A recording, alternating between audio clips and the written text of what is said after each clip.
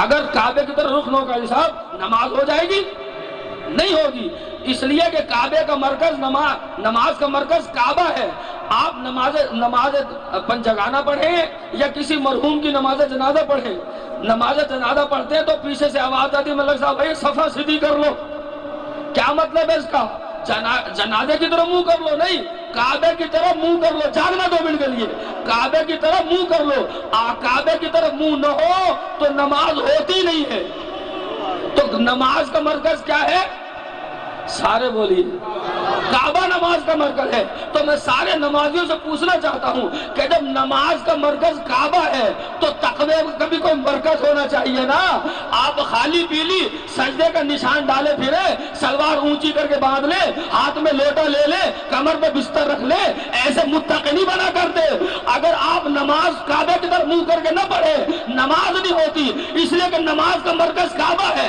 اب جسے ماں نے دودھ پلایا لوری میں نادیالی پڑھ کے وہ میری طرف سر اٹھا کے دیکھے، شرمندہ نہ ہوا کرو، گھبرایا نہ کرو، پریشان نہ ہوا کرو۔ دہشت گرد تمہارا کچھ نہیں بگاڑ سکتے، اس لیے کہ پہلا نشانہ دہشت گردی کا ہم بنے تھے، اس کے بعد اور لوگ بننا شروع ہوئے ہیں۔ اور اگر ہم دہشت گردی میں مارے بھی جائیں ہمارے لیے شہادت ہے، پریشان ہونے کی بات نہیں ہے۔ لیکن شکریال کا واقعہ بتا رہا ہے کہ حسین نے تمہیں بتایا ہے کہ تمہاری پشت پہ ہم موجود ہیں۔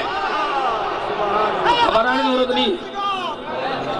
زور سے بولے اے ہماری درسگاہ کربلا کربلا، حق کا سیدارا سارے بولے کربلا کربلا، اے ہماری جوانیاں حسین کی قربانیاں۔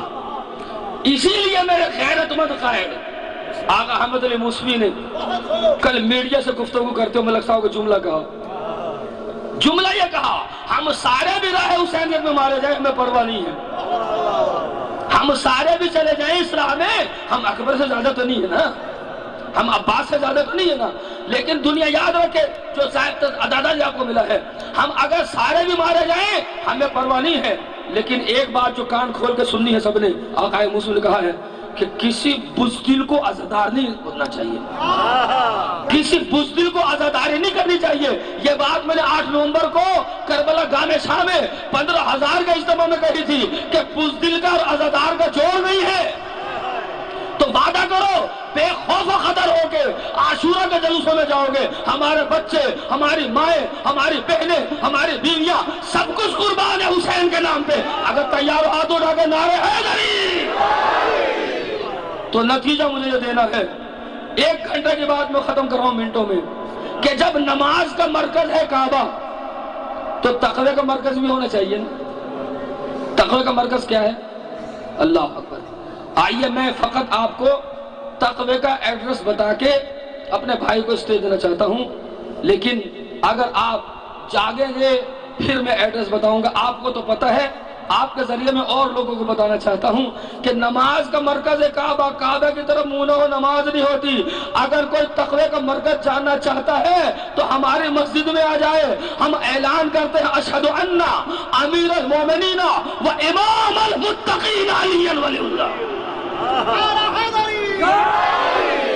تقوی کا مرکز علی ولی اللہ، تقوی کا مرکز ہے امام المتقین۔ ناراض تو نہیں ہو گیا آپ لوگ؟ بات تو میں نے کر دی 1 گھنٹے کے بعد منٹوں میں کر دی میں نے، اس کو میں نے پھیلا کے کرنا تھا۔ تقوی کا مرکز کیا ہے؟ امام المتقین۔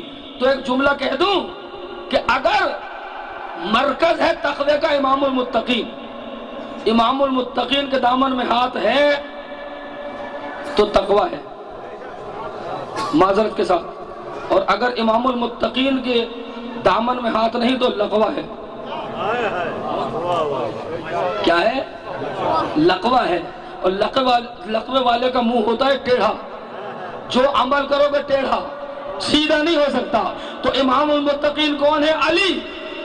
یاد رکھے دنیا، بنی ہاشم کا تقوی یہ ہے کہ جب ہمارا رسول آمنہ کا لال ماں کی گود میں آیا، باپ کا سایہ اٹھ چکا تھا، حضرت عبد المطلب نے 2 سال تک پالا، وہ بھی جانے لگے اللہ میرے پاس۔ کہا کہ اپنے بیٹے ابو طالب سے کہا کہ ابو طالب یہ اللہ کی امانت ہے سب سے بڑی، جاگیے گا، سب سے بڑی امانت، اسے احتیاط سے پالنا، اس کے پالنے کے لیے تم نے بڑی احتیاط کرنی ہے۔ سرکار ابو طالب نے یعنی 17 سال حضرت عبد المطلب نے پالا۔ 17 سال تک کے جب ہو گئے نا ہمارے رسول، تو یہ کہہ کے ابو طالب کو دے دیا کہ آپ نے اس کی بڑی احتیاط سے حفاظت کرنا ہے۔ اب اگلا جملہ سنیے گا، تاریخ ابو الفدا 1، مولانا مودودی 2، کنز الامال ملا تقی 3۔ جاگ رہے ہیں علی والوں، بھائی کچھ لے کے جانا یہاں سے فرس اعظم سے آج۔ تینوں نے لکھا کہ جب حضرت ابو طالب علیہ السلام نے یہ امانت آغوش بنت اسد میں دی تو یہ کہہ کے دی کہ بنت اسد اس اللہ کی امانت کو احتیاط سے پالنا، اور میں ابو طالب آپ کو بشارت دے رہا ہوں کہ اللہ اس بچے کو پالنے پوسنے کے انعام کے طور پہ 30 سال کے بعد اس جیسا بچہ عطا کرے گا۔ میرے تھکے ہوئے سامعین، میں پوچھنا چاہتا ہوں، بخاری شریف میں لکھا ہے کہ ہر بچہ فطرت اسلام پہ پیدا ہوتا ہے، پالنے والے اسے اپنا جیسا بنا دیتے ہیں۔ اب ابو طالب کے بارے میں آپ کا کیا خیال ہے؟ کیا خیال ہے؟ ابو طالب نے دیا بنت اسد کی گود میں، یہ کہہ کے دیا کہ میں آپ کو بشارت دے رہا ہوں کہ 30 سال کے بعد اس جیسا بچہ انعام کے طور پہ اللہ تعالیٰ آپ کو دے گا۔ میں پوچھنا چاہ رہا ہوں، ابھی تو 30 سال میں بڑا عرصہ پڑا ہے، 10 سال کے بعد 3 بیٹے ابو طالب کے اور آنے ہیں۔ ابھی طالب آئے گا، عقیل آئے گا، جعفر آئے گا۔ سنو تاریخ کو، ابو طالب کے بارے میں تاریخ دانوں نے لکھا، متعصب مورخوں نے لکھا کہ ابو طالب نے حضرت بنت اسد سے کہا اس بچے کو آپ پالیے، اس کے انعام کے طور پہ 30 سال کے بعد اللہ تعالیٰ آپ کو اس جیسا بچہ عطا کرے گا۔ خدا کی قسم میں قربان جاؤں شان مصطفیٰ پہ۔ ہم سے سنو سیرت رسول کیا ہے۔ ابو طالب نے یہ نہیں کہا میرا طالب اس جیسا ہوگا، میرا عقیل اس جیسا ہوگا، میرا جعفر اس جیسا ہوگا، نہیں، یہ کہا اس کے عوض 30 سال کے بعد جو بچہ آئے گا وہ اس جیسا ہوگا۔ تینوں بیٹوں کو محمد جیسا نہیں کہا۔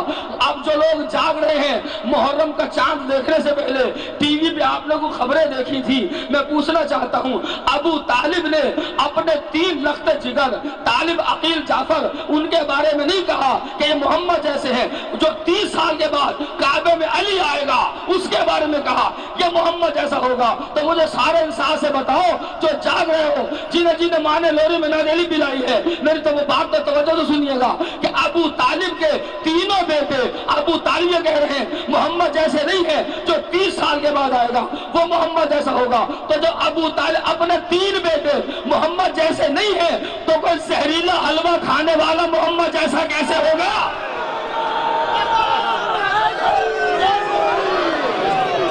نہیں ہو سکتا محمد جیسا۔ وہ علی ہی تھا کہ جس نے ہر مقام پر دین کی نصرت کی۔ بتائیے کون سا میدان تھا؟ ذوالعشیرہ سے لے کے غدیر تک، غدیر سے لے کے سن 40 ہجری 19 رمضان کی صبح تک کس نے مدد کی اسلام کی؟ بتاؤ اولاد والو، کس کی اولاد کٹی؟ کس کا گھر لوٹا؟ کس کے بچے قربان ہوئے؟ فقط ابو طالب کے؟ خطیب آل محمد میرے روحانی استاد بھی تھے، میرے آئیڈیل بھی تھے، ان کے جنازے سے لے کے سوئم تک میں گیا۔ طالب علمی کے دور میں تقریر مقابلے کے زمانے میں جا کے ملا کرتا ہوں تو اکیلے بیٹھے ہوتے تھے پیچھے سے، کہتے ہیں میرے سنی دوست ملنے آتے ہیں، شیعہ میرے پاس نہیں آتے۔ خطیب آل محمد کا جملہ ہے کہ کربلا ہو گئی، قربانی حسین کی ہو گئی، نتیجہ نکلا کیا؟ نتیجہ کیا نکلا؟ دین اللہ کا بچا، کلمہ محمد کا پڑھا گیا، بہو بیٹیاں قید ہوئی تو غریب ابو طالب۔ بس عزادارو زیادہ زحمت نہیں دینی میں نے، میرا دل نہیں تھا کہ مسائب پڑھوں، بھائی آ گیا ہے، لیکن چونکہ دینی مسائب کے ہیں، ایک غریب سید ہونے کے ناطے آج مجھ سے اتنا سن لو کہ آج فاطمہ کا گھر آباد ہے، آج 9 محرم ہے، آج فاطمہ کا گھر آباد ہے، آج کی شام شام شہیدہ ہے، ہر خیمے میں بچے ماں کے ساتھ گود میں بیٹھے ہیں۔ ہاں عزادارو کل جو شام آئے گی وہ شام غریبہ ہوگی۔ تم نے بڑا پرسہ دیا عزادارو، میں کوئی شہادت نہیں پڑھنا چاہتا، میرا بھائی مولا کا علم برآمد کرائے گا، میرے حصے میں جو وقت آیا ہے میں بتانا یہ چاہتا ہوں کہ شب عاشور علی کا بیٹا عباس اور حسین کا بیٹا علی اکبر دونوں پہرا دے رہے تھے خیموں کے درمیان. ادھر زینب کا خیمہ تھا, ادھر حسین کا خیمہ تھا. علی اکبر اور عباس درمیان میں کھڑے ہوئے ہیں. چچا بھتیجے باتیں کر رہے تھے. عباس کہہ رہے تھے اکبر بیٹا کل قربانی کا دن ہے, پہلے تو میدان میں مت جانا, اگر تو چلا گیا میرے مولا کی آنکھوں کی روشنی چلی جائے گی. علی اکبر کہہ رہے تھے چچا عباس آپ بھی پہلے نہ جائیے گا, اگر آپ پہلے چلے گئے میرے بابا کی کمر ٹوٹ جائے گی. عزادارو اگر رو سکتے ہیں تو ایک آنسو نکال لینا, فاطمہ کا تم سے وعدہ ہے یہ جو پانی والا آنسو تم دیتے ہو نا, ذرا کہتی ہے یہ میں تمہیں موتی بنا کے واپس کروں گی. اگر ایک آنسو آ گیا مجھ غریب سید کی بات سن لو, رات کو بستر پہ جا کے بھی سوچ گے تو انشاءاللہ پرسا دو گے. ایک مرتبہ اکبر نے بھی کہا چچا آپ نہ جائیے گا, عباس نے بھی کہا اکبر تو نہ جانا بڑا نقصان ہوگا. دونوں باتیں کر رہے تھے, ایک خیمے کا پردہ اٹھا, ایک 13 سال کا بچہ نکلا, کہتا ہے چچا آپ بھی نہ جائیے گا, اگر آپ گئے میرے چچا کی کمر ٹوٹ جائے گی. بھیا اکبر تم بھی نہ جانا, اگر تم چلے گئے میرے چچا کی آنکھوں کی روشنی چلی جائے گی. میرے بزرگ جعفر حسین سزواری صاحب تم کتنے خوش نصیب ہو, غریبوں کو ماتم کر رہے ہو, جن کے پیارے موجود تھے مگر انہیں لاشوں پہ رونے نہ دیا گیا. زینب روئی تو تماچے درے لگے, سکینہ روئی تماچے لگے. عزادار و شبر کہتا تھا سجاد ان بیویوں سے کہو ماتم بند کر دے. جب ماتم بند نہ ہوا کہا ان کے ہاتھ رسیوں سے باندھ دو. عزادارو تمہارے ہاتھ تو کھلے ہوئے ہیں نا, اگلے سال زندہ رہو تو غریب کا ماتم کریں گے. عزادارو بچہ آگے بڑھا 13 سال کا, کہتا ہے چچا آپ بھی پہلے نہ جائیے گا, اکبر بھیا آپ بھی پہلے نہ جائیے گا. آپ دونوں چلے گئے, ایک کے جانے سے میرے مولا کی کمر ٹوٹ جائے گی, بھیا تیرے جانے سے میرے مولا کی آنکھوں کا نور چلا جائے گا. میں یتیم ہوں, میرے جانے سے کچھ نہیں ہوگا, مجھے پہلے بھیج دینا میدان میں. عزاداروں میں کس منہ سے کہوں, حسین نے بچوں کو گود میں اٹھایا. صاحب معبد معالی سلطان آقا مہدی مازندرانی نے لکھا قاسم کو بھیج کے حسین اتنی زور سے روئے, حسین بے ہوش ہو گئے. ارے بیٹا تو نے کیسے کہہ دیا تیرے جانے سے کچھ نہیں ہوگا. عزادارو شب عاشور آ گئی, قاسم کی ماں قاسم کو سمجھا رہی تھی, اکبر کی ماں اکبر کو سمجھا رہی تھی, عزادارو اون محمد کو زینب سمجھا رہی تھی, سب سمجھا رہے تھے اپنے اپنے بچوں کو. ادھر اصحاب حسینی ہے, ایک دوسرے کو وصیتیں کر رہے تھے, خبردار اگر کرو اولاد فاطمہ میں سے پہلے کوئی چلا گیا ہم کسی قابل نہیں رہیں گے. عزادارو یہ ساری باتیں ہو رہی تھی. حسین نے شب عاشور کو 3 حصوں میں تقسیم کیا. میں آخری جملہ کہہ رہا ہوں عزادارو, مولا تمہارا پرزہ قبول کرے. ایک مرتبہ رات کا آخری پہر تھا, حضرت فیضہ نے کہا مولا حسین آقا زادی زینب کا پیغام ہے, بتا فیضہ کیا پیغام ہے, میری بہن نے کیوں یاد کیا ہے. تو آقا زادی نے کہا ہے بیمار بیٹے کی غصے آنکھ کھل گئی ہے, سجاد نے آپ کو یاد کیا ہے.